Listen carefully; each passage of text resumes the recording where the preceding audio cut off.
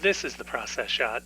I'm Michael. I'm stuck in a haunted movie theater, and I've seen Pink Flamingos, a comedy from 1972, directed by John Waters. I feel like I can't say anything more, given that it's, well, Pink Flamingos. Even if you've never seen it, you probably know about it. Anyways, there is at least a story going on here, and it begins with Divine, a criminal who has been named the filthiest person alive by some tabloid newspaper. It's an honor that comes with enemies in the form of Connie and Raymond Marble, who fancy themselves and their black market adoption racket to be filthier, and so they seek to challenge Divine and claim the title for their own. What follows is suburban warfare between abhorrent and immoral people through uncouth and off-putting means of attack, espionage, subterfuge, and, of course, some of the most disgusting acts ever committed to film. The fact that I'm standing here speaking normally probably says more about me than I care to admit. All that aside, the movie is still pretty fun to watch, even if you know you'd be put off by the grossness on display. In a way, it's almost an exercise in tolerance and seeing how much you can sit through before walking out or throwing up. Pretty much every scene finds a new way to build upon the established vileness of characters or their actions, or adds something new to throw into the pot.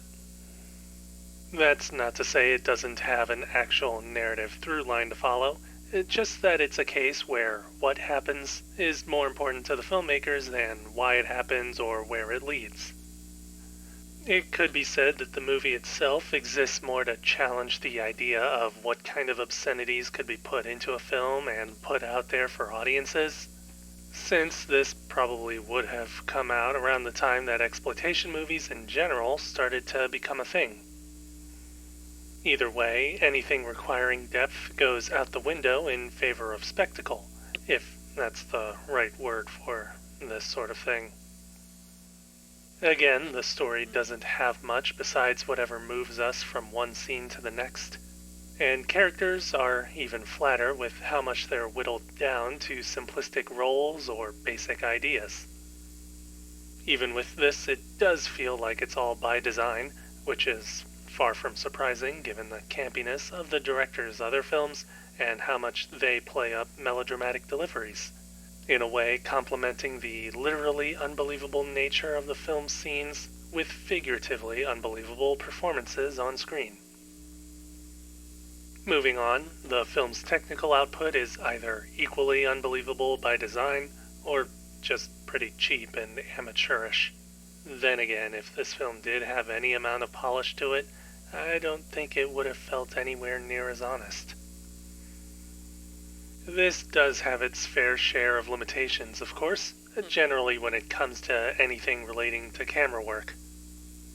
If the camera's not on a tripod, it's handheld, and whenever that's the case, it's usually because of something being shot guerrilla style, whether it be without permits or without concern for cinematic convention. As long as we see what's meant to be seen, then that's good enough. On a different note, there are more than a few points where the movie cuts any recorded dialogue and plays nothing but music. I'm not complaining, but it's something that adds to the rough, haphazard, and somewhat realistic nature of the production, which only further adds to the film's overall presence as something of a strange but appalling nature, like a home movie made by people who don't care if they're arrested when it's found and reported. Overall, though, I think that might be exactly the kind of movie that the filmmakers were aiming to make. One which was not so much an assault on the senses, but an assault on personal taste and how much a person can stomach before they move on.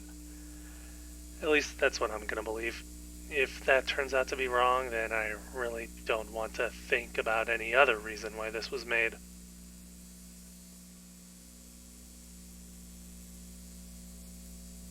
Pink Flamingos, John Waters, 1972.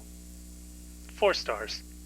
I'm going to recommend seeing it yourself, but I doubt you'll listen to me.